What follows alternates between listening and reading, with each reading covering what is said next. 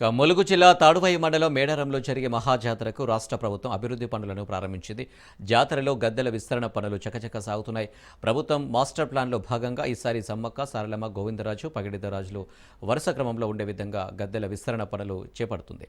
ఈ క్రమంలో మేడారంలో పూజారులు వారి సాంప్రదాయ ఆచారాల ప్రకారం తల్లులను మొక్కుకొని విగ్రహాలను కదిలించి ప్రత్యేక పూజలు చేశారు. అనంతరం పూర్తి స్థాయిలో ఈ 24న పగిడిద్దరాజుల, గోవిందరాజుల విగ్రహ ప్రతిష్టాపన చేస్తున్నట్లు పూజారులు కాక వెంకన్న, రమేష్లు తెలిపారు. ఎంతో ప్రతిష్టాత్మకంగా తీసుకున్న రాష్ట్ర ప్రభుత్వం కోట్ల రూపాయల వ్యయంతో జాతర అభివృద్ధి పనులు చేపడుతుందని, వచ్చే ఏడాది జనవరి 28 నుంచి మహాజాతర ప్రారంభమవుతుందని పూజారులు తెలిపారు.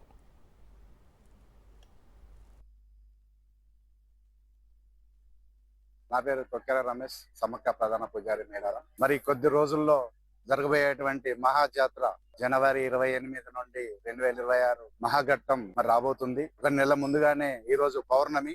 అందరు ఎదురు చూసినటువంటి మహాజాతరలో సమ్మక్క, సారలమ్మ, పగిడిద్దరాజు, గోవిందరాజు వరుస క్రమంలో జరిగేటువంటి ఈ మాస్టర్ ప్లాన్ భాగంగా నేడు ముఖ్యమైన ఘట్టం, ముఖ్యమైన రోజు గనక మరి గోవిందరాజు పూజా విగ్రహాన్ని ప్రతిష్టాపించడం జరిగింది.